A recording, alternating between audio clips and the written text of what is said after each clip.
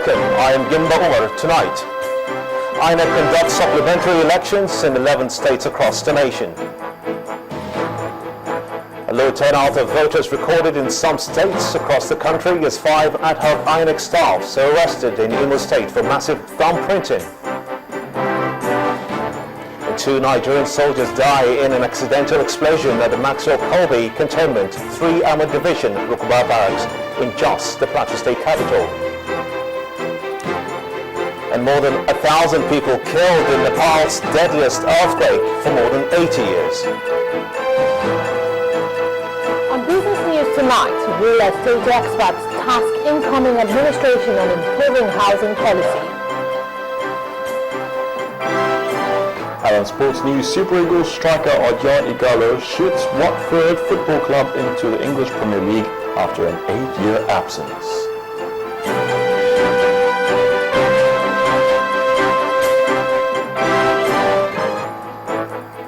We begin tonight with the conduct of the 27 supplementary elections across 11 states in the nation by the Independent National Electoral Commission, INEC, today. All the elections in the 3 states were declared inconclusive, the reason being that no winner was announced after the April 11 polls in the states. 8 other states have held supplementary elections for different legislative offices in both the national and state houses of assembly today. Overall, 2,029 polling units were involved, and 1,258,362 voters were registered for the elections. INEC deployed 3 of its national commissioners to each of the states on supervisory duties.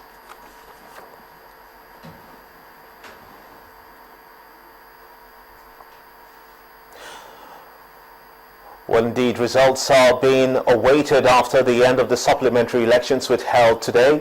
And as the nation and the international community awaits the results for these inconclusive polls, we take a closer look at how the process started up till this period that we find ourselves. Channels Television's coverage of the polls largely reports a peaceful process, with some cases of attempted fraud though, low voter turnout in others, and an affirmative statement by security personnel who insist that the peace was the watchword across the states. Our political correspondent, Sheun Okimbaloye, reports.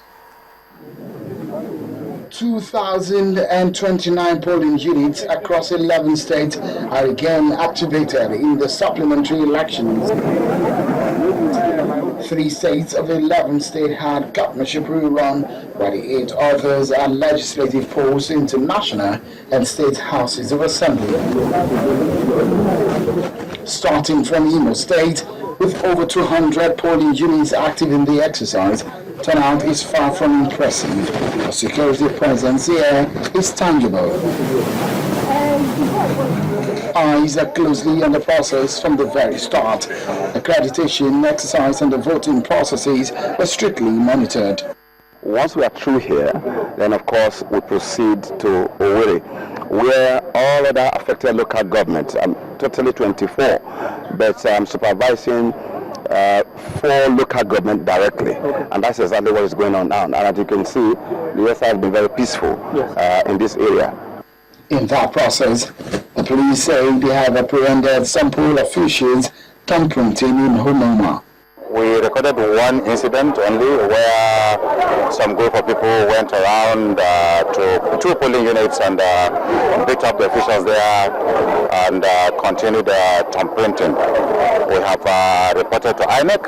We went there together, as a matter of fact, with them. Those boxes were recovered and promptly cancelled. In neighboring Abia State, the situation on the turnout of voters is nothing different. Though enthusiastic, the voters are peaceful, most of them waiting on the sideline, adamant they won't go home until they see the process to a logical end.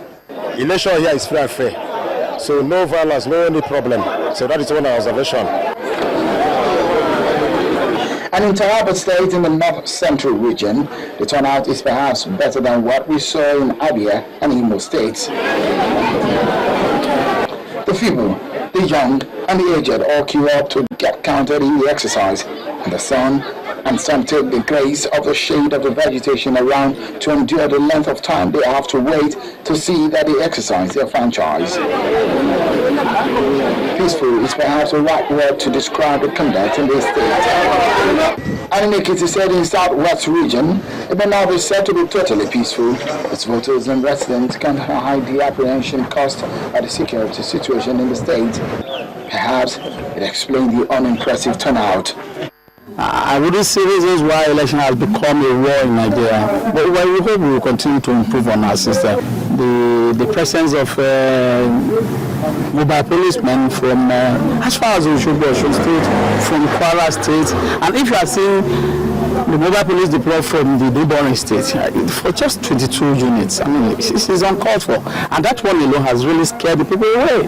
Since yesterday, there have been show of strength by the security agents, and there have been a lot of shootings overnight all through, and this has created a lot of panic and fear in the minds of the people. If you hear gun in the night, someone must be in the bush shooting. What is the meaning of shooting in the night? Has he got anything to do with election being done in the day night? You hear any shooting now, leave that alone. That's a distraction. But let them maintain their quiet. That's what they've been doing. Even shooting is part of their way of maintaining their quiet. Let them shoot. So long they are not shooting people. So don't let everybody come and say they are shooting. So they'll be very decorous. Okay. They are civilized people.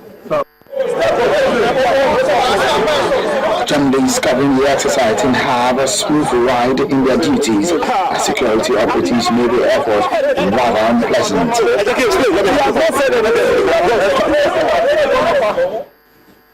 Election in Nigeria often comes with its unique characteristics, challenges and features which truly reflects how far we have come in our democratic development.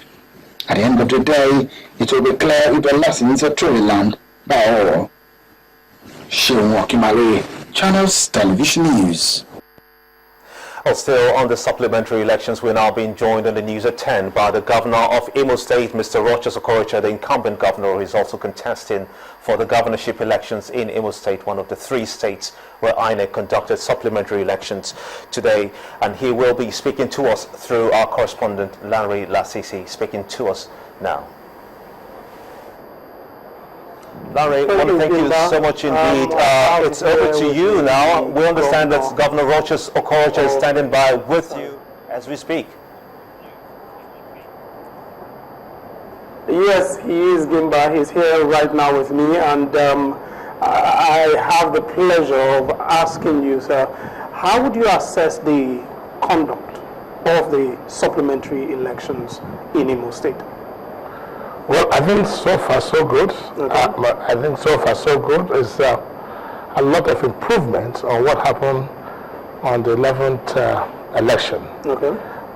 Here you have more security men on ground, and voters were more or less not harassed this time, so they were able to exercise their fundamental rights, except for some areas where you have the notorious traditional ballot box carriers who dare the security men in Oro East and East Alabama, and I think those people have been arrested, some of them very prominent politicians, and I think it's a whole lot of improvement, and I must say this time around, if democracy will be practiced this way, I think the right people will be in government.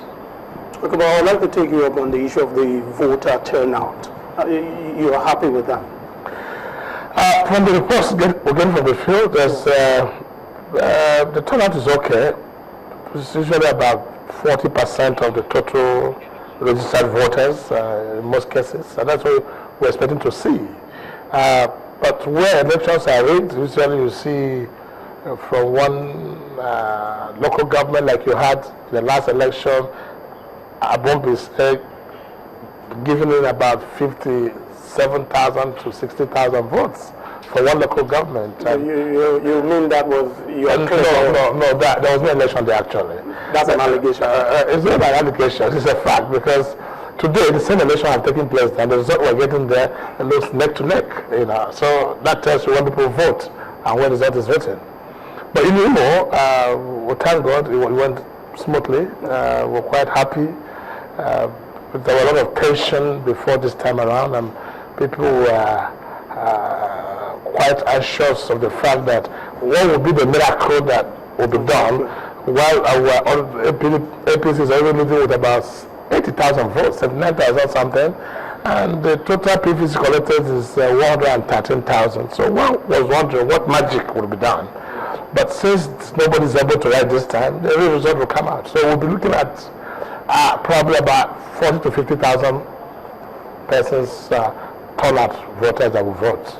Okay, the issue of security, like you agreed, was really very worrying on the build-up to the supplementary election. What would you say made the difference this time? Is it because of more men or what? Well, I watched you this afternoon when you were reporting from Oro East, and I think you interviewed one of the National Electoral Commissioner, Dr. Mike Higini, and he confirmed that there were places, some booths where they were actually before 11 o'clock, they had finished on printing and took over the job of the presiding officers and the EO there and wrote the result themselves. If the policemen were not there, or the army or the SSS were not there, of course that result were coming. And we have seen 10,000 or 20,000 votes coming from there. That was precisely what happened during the presidential election.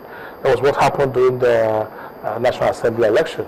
But now because we had enough policemen, we had enough security men, because elections were not taking place in most part of the country. So both the security agencies were able to supply enough men. That's why you could have a similarly fair election. Are we back to the argument of we need more policemen to ensure better results?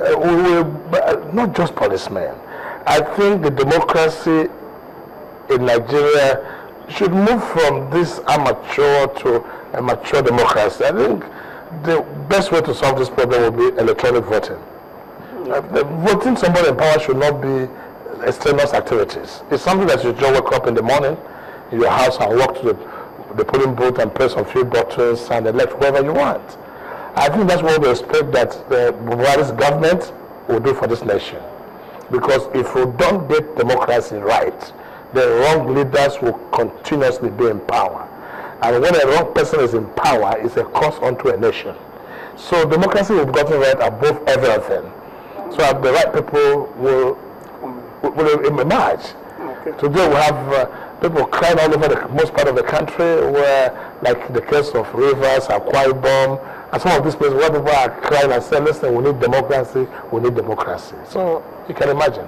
So I think because we don't have enough policemen, we don't have enough security men to go around the whole nation during a particular election, then it is better we go the electronic way.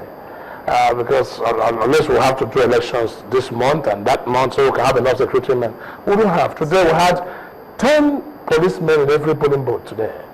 But even these hoodlums bear those people because they had no arms, physically fought the policemen at the booth. So you can see how dangerous those people could be. So I suggest that in the near future we must look into the issues of our elections. Thank you very much for spending time with us. Well, Gilda, I hope you got the views of the governor there on the conduct of the supplementary elections in Imo State. I want to thank you so much indeed, Mr. Governor, Rochester Okocha of Imo State, as well as our correspondent there, Lanre Lasisi, speaking to the governor of Imo State. Of course, Channels Television also made attempts to speak with other parties, precisely Emeka Ihedioha of the PDP, who said that they will come out with a statement tomorrow, and of course, other parties involved in the supplementary elections in Imo State. And in part two, after the break, 2 Nigerian soldiers die in an accidental explosion at the Maxwell Colby Cantonment, 3 Armored Division, Rukuba Barracks in Jos, the Plateau State capital. And that's in a moment. Stay with us.